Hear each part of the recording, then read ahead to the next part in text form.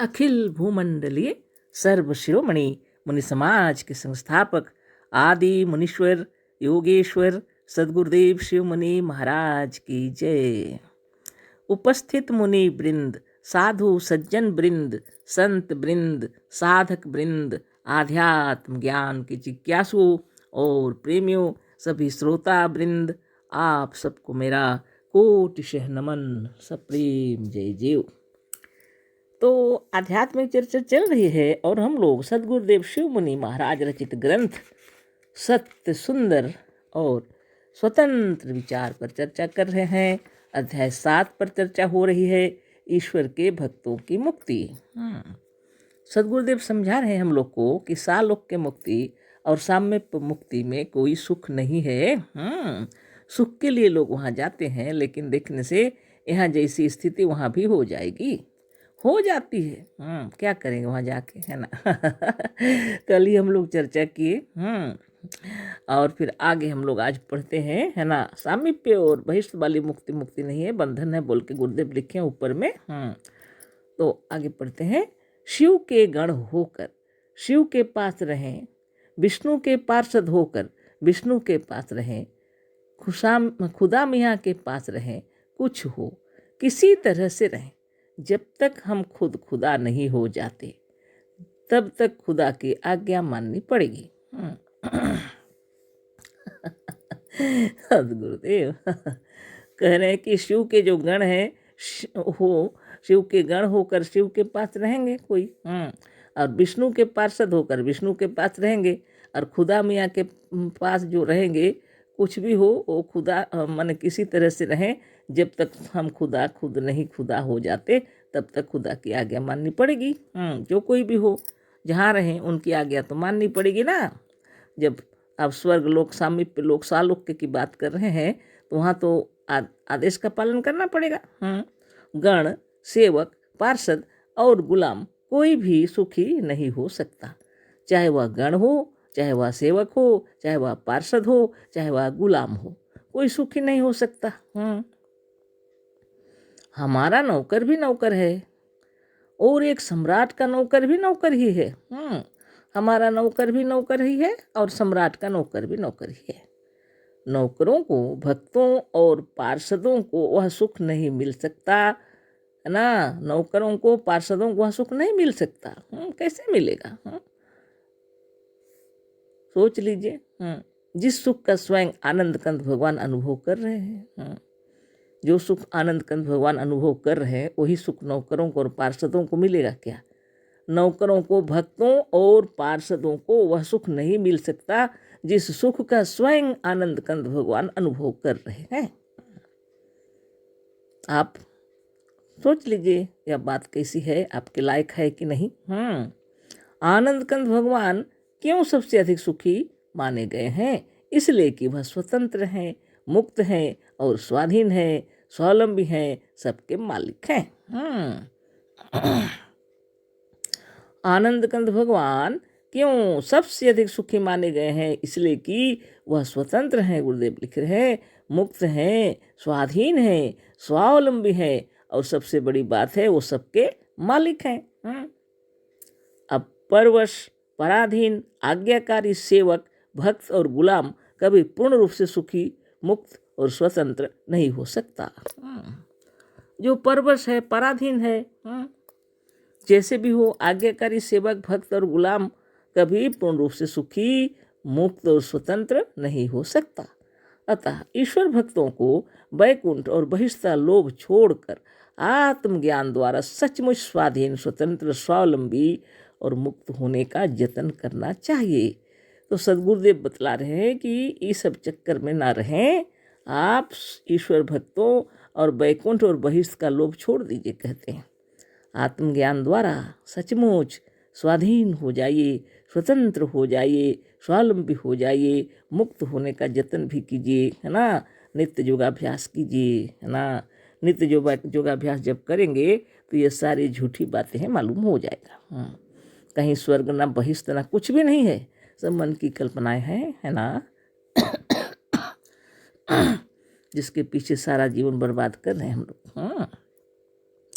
आत्मदेव ने अपनी खुशी के लिए ही सब कुछ किए हुए हैं। जागृत, स्वप्न, सुषुप्ति और तुरीय अवस्था। कभी सूक्ष्म शरीर में हम रहते हैं और कभी स्थूल शरीर में रहते हैं, है ना। ये सब आत्मा ने अपने आप के लिए किए हुए हैं।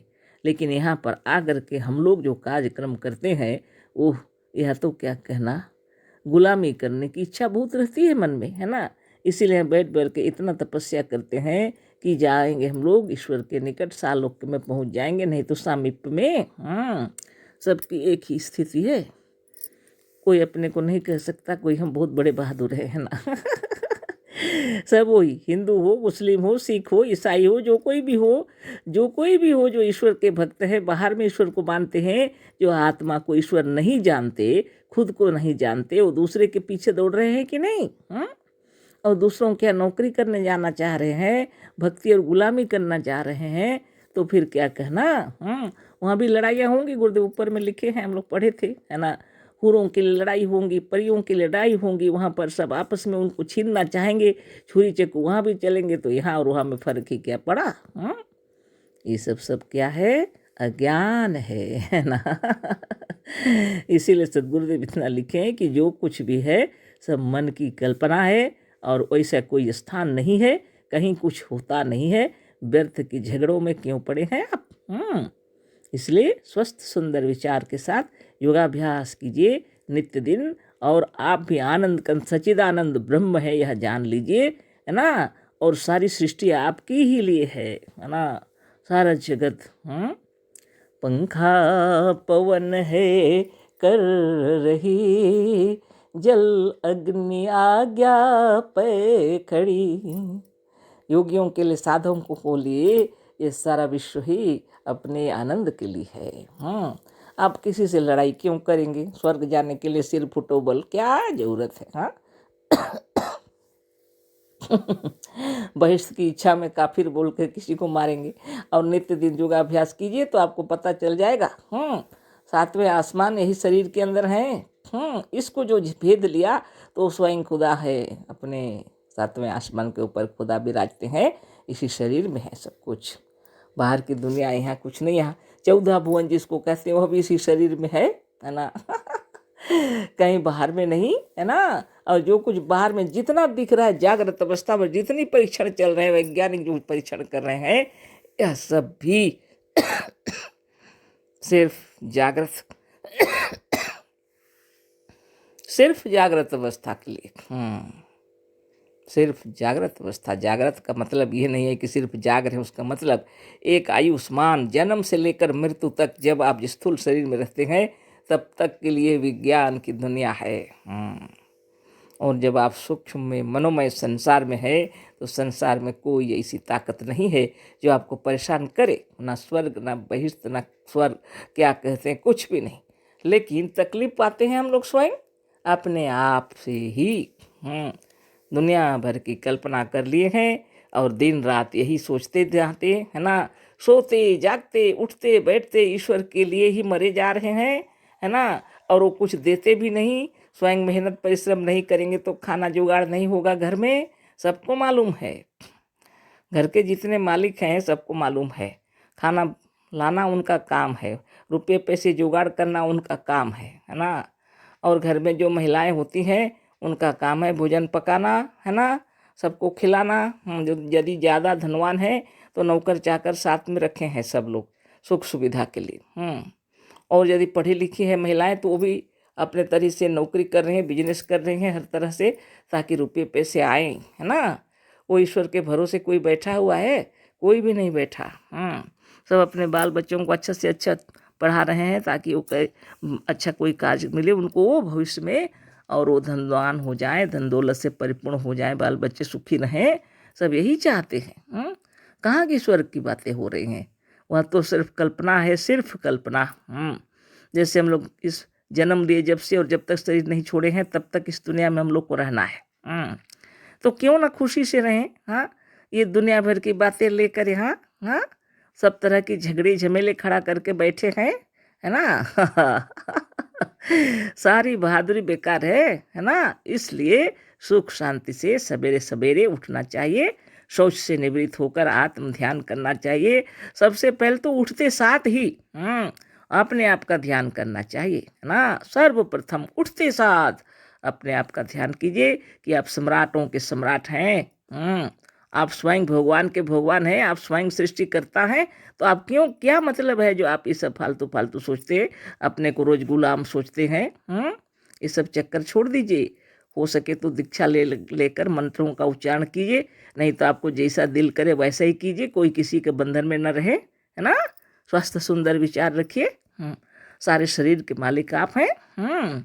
सोते जगते उठते बैठते आप अच्छा विचार कीजिए, शरीर स्वस्थ निर्मल निरामय बना रहेगा। अच्छा भोजन कीजिए, अच्छा व्यवहार कीजिए। इससे बड़ी कोई पूजा नहीं, इससे बड़ा कोई नमाज नहीं, है ना। इससे बड़ा कोई गिरजा नहीं, है ना। जो स्वयं आत्मदेव की महिमा को जानते हैं वो दूसरों को भी जानते हैं, है ना। आपको कोई माना नहीं है, आप जैसा मन चाहे वैसा कीजिए, लेकिन इतना जरूर जानिए जो स्वर्ग और बहिष्ठ और सालोक और सामीप्य मुक्ति ये सब के चक्कर में आप यहाँ भी खुश नहीं रहते। इसलिए खुश रहिए। सारा संसार आपने निर्माण किया है। जब शरीर धारण किए हैं तो एक बार इसको विचार कर लेंगे। कल फिर हम लोग विचार करेंगे और फिर चर्चा करेंगे। इतना जल्दी समय हो गया है ना। सदगुरुदेव शिव मुनि महाराज की जय। सभी श्रोता वृंद आप सबको कोटि कोटि नमन, अशेष धन्यवाद। सब प्रेम, जय जीव।